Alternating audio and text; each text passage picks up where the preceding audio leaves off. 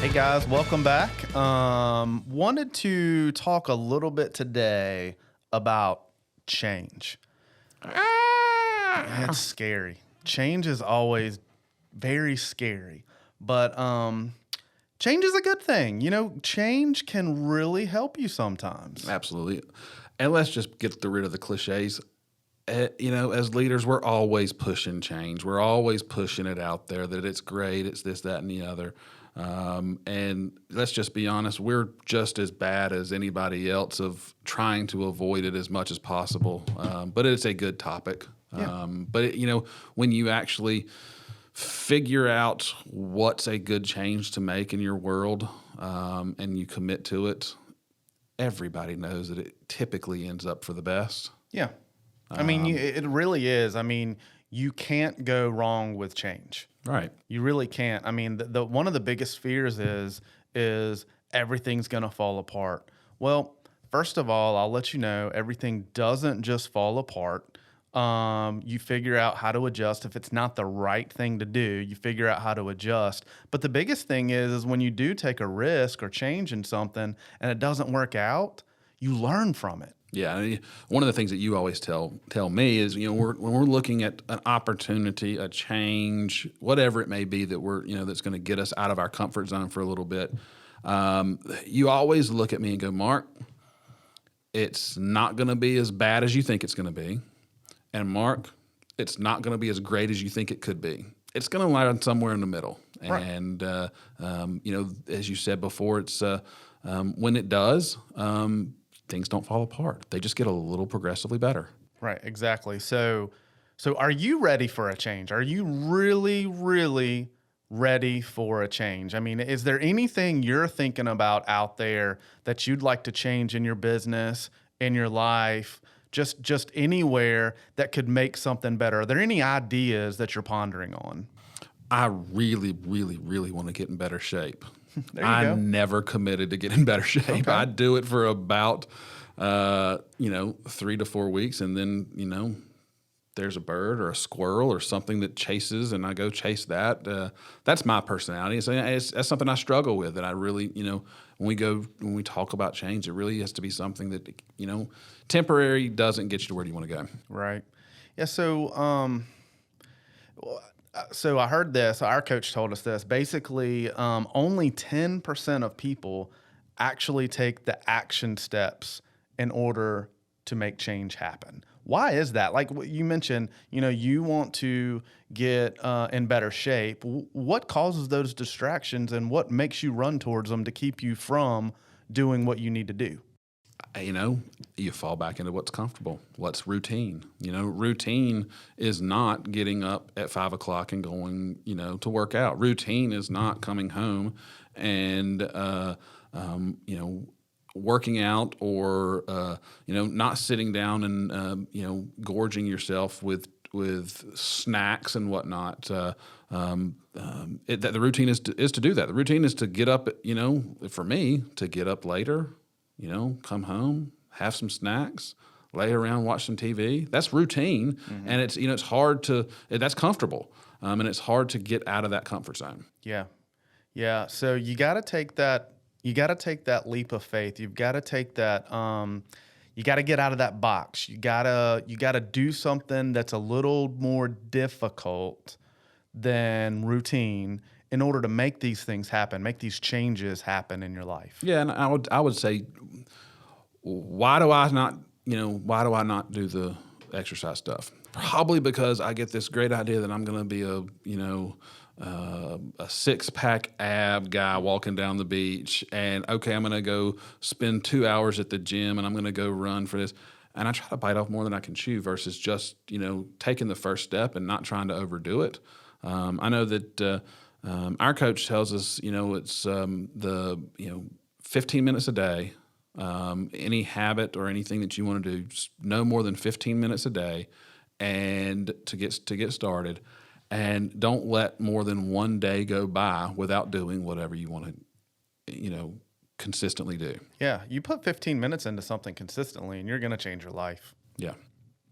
So I'll tell you how this affects me. So, back back about close to 10, 12 years ago, I started reading. I started reading a lot of Robert Kiyosaki.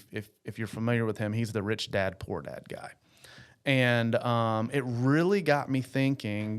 Being in real estate, all of our business and our family, everybody does real estate.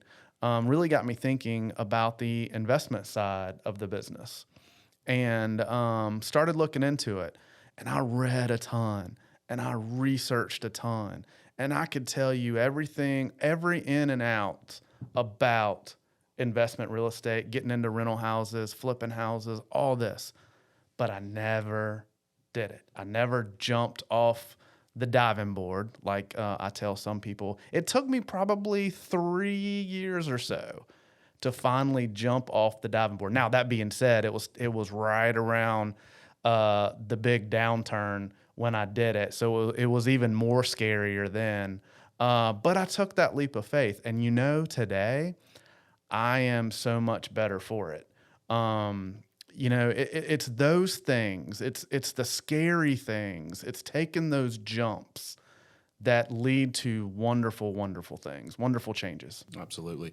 In my world, it was back probably 7, 8 years ago, maybe 9 years ago, and had a knock at our door or a ring on the phone from a gentleman who said, "Hey, Mark, I got this idea. And with your business, I think it would work really. It'd be a good add-on to your business." And I'm sitting here thinking, we're trying to figure out this business, for God's sakes. Why would I want to add on another business? And he goes, "No, hear me out, and let's talk about it." And it was the idea of getting into the mortgage business. We had already started a property management company, and that was running very well. And it was like, okay, do we really need something else to take away our focus? And he goes, "Mark, you really need to look into this. It's a great add-on. Forget about the money. It's a great resource for your agents to have and to have control over." And we dinked around with it, just like you, researched it up one side, down the other, probably spent hundreds and hundreds of hours putting pro formas together, ideas, what do we need to do, what's going to fail. And finally, we decided to take that ball and run with it. And it was scary because we had to, it's taken from one and doing another is always a scary thing. But at the end of the day, within a very short period of time, in the business world of starting up business, within 18 months, it was and is running very well, and it's super exciting. But those opportunities are always there. Everybody always talks about the good, the bad, the good and the great things. But there's opportunities out there that are not home runs. They're singles that you're going to put into your life, and So what is how does this affect the real estate agent? The agent that's out there grinding every single day, and they can't see from up, from down, and from left and right, and they're just super busy. What does this look like in their world? Well, the first thing I would say is, we have to invest in ourselves. If there is something that's kind of really pushing at you to make a change or to do something else, start looking into it.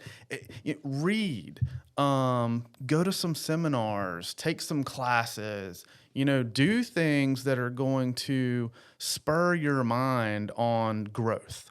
That's the key. The key word here, I believe, is growth. Every change you make should be a growth change. It should be for something getting better, progress. Those are the things you need to do. Yeah, and I'll take reading.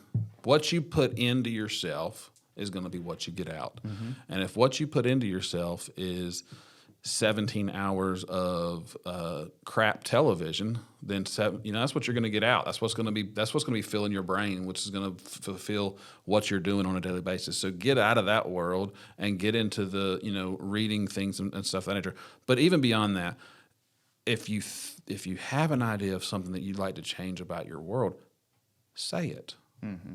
don't just think it. We all sit in the shower and we think about different ideas and they literally, as soon as you get out, they're gone. They're no longer anywhere they're out of your head. You never remember them. They could have been this great new thing or great idea that you have, but they never remember. You have to say it. You have to talk to someone, say it out loud. There's somebody in my world that always says this, and they're running a nonprofit organization.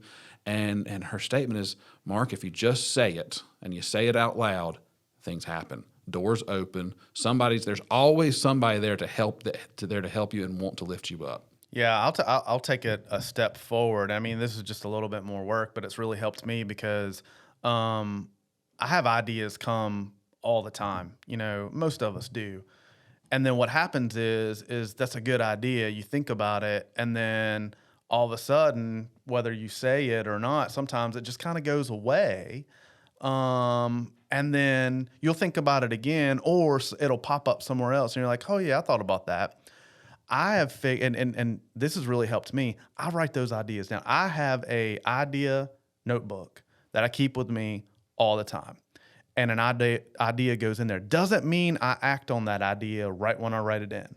But what I do is I go back and I look at that notepad probably once a week. And if there's something that kind of triggers me again to go, hey, let's take an action step to go forward with this idea, it has helped me tremendously, because I know there's a lot of ideas that we've put out there.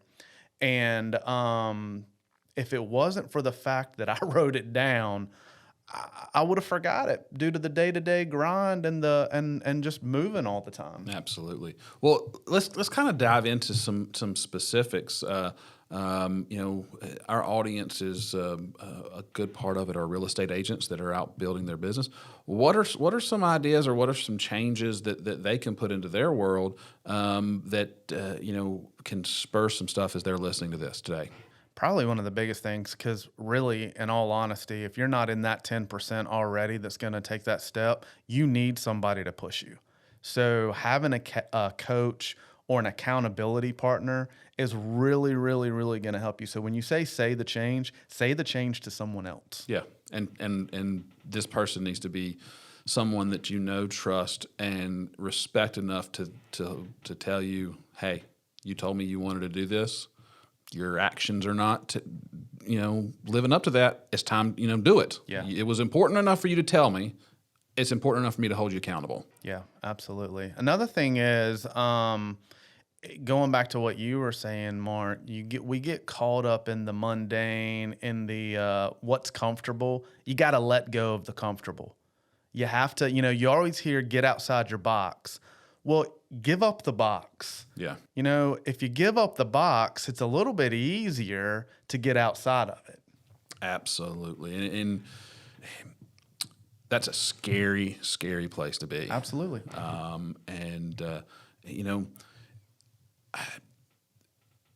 When you do step out of your box, when you do get out there and do what you want to do, it's liberating. We operate, those that are watching this, we operate in this circle that constrains us, and it's invisible lines that we stay and we bounce off of all the time. And when you get uncomfortable and you get outside your box, your target area and your circle expands, your world expands, and then it opens up so many more opportunities that would have never come had you not decided to jump off the diving board. Oh, absolutely.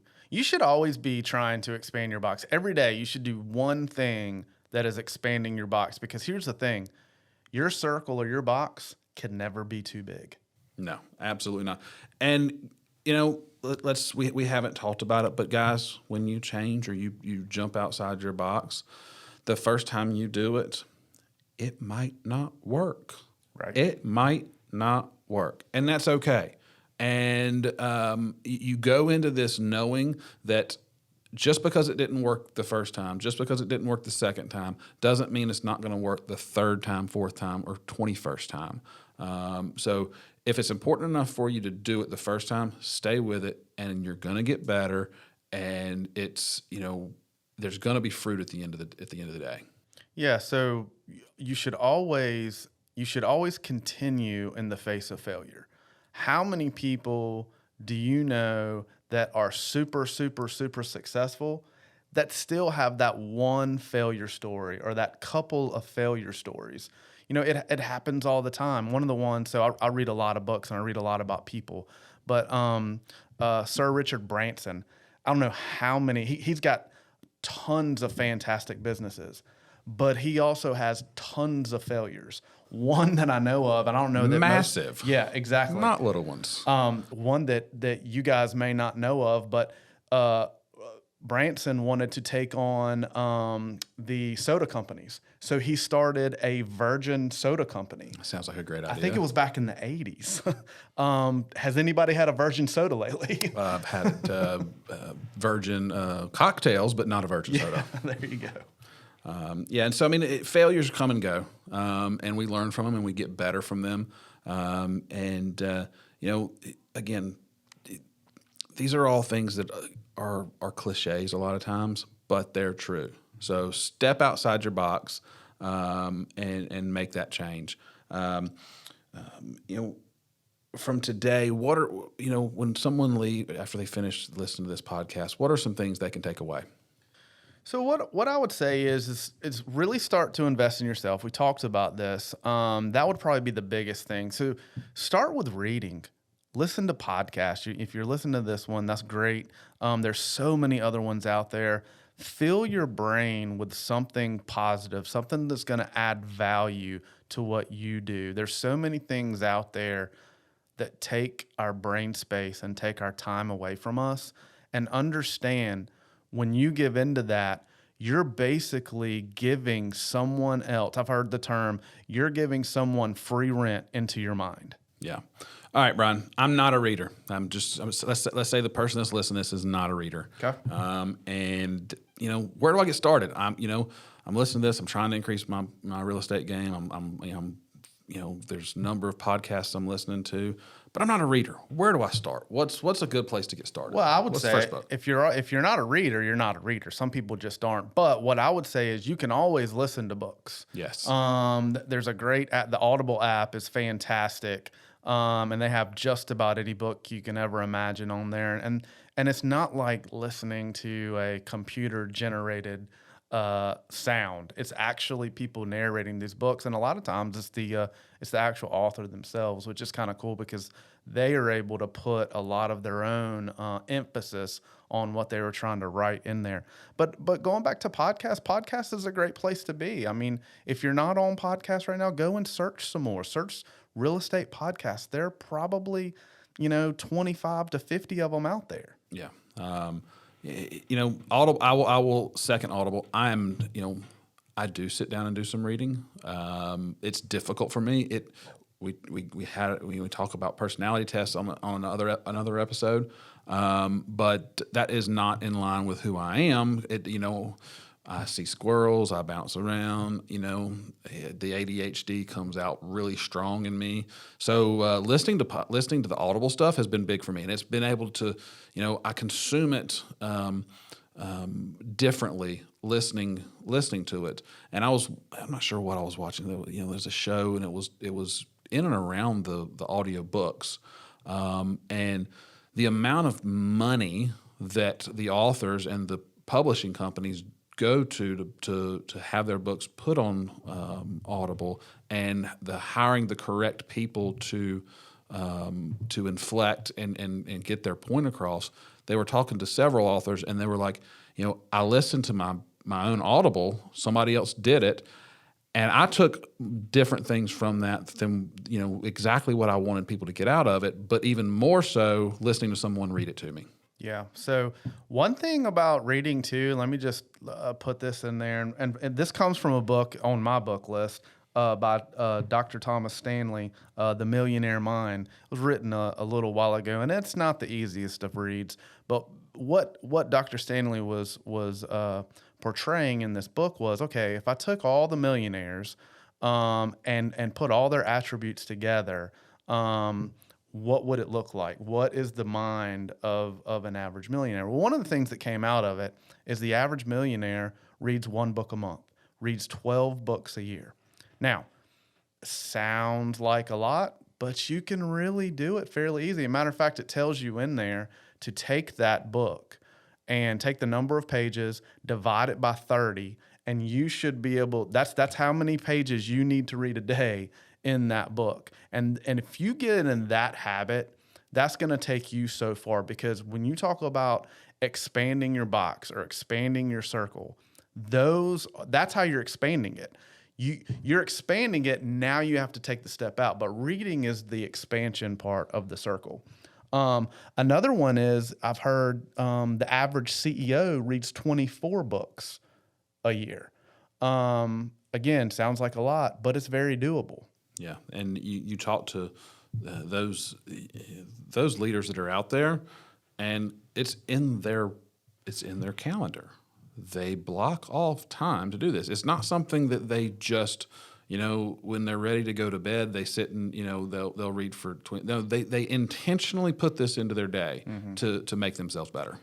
So. Yeah. I mean, everybody should have personal growth within their daily habits. Absolutely.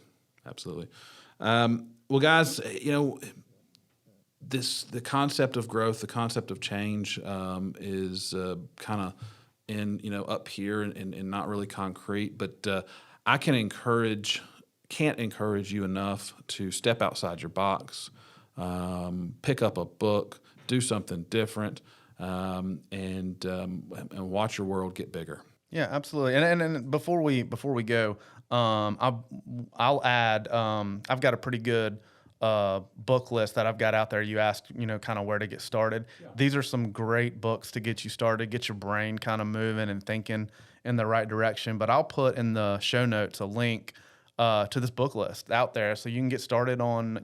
Some of you have probably read many of these already, but there's some good ones in there. Absolutely, guys. Thank you so much, and until next time, we'll see you. Take care.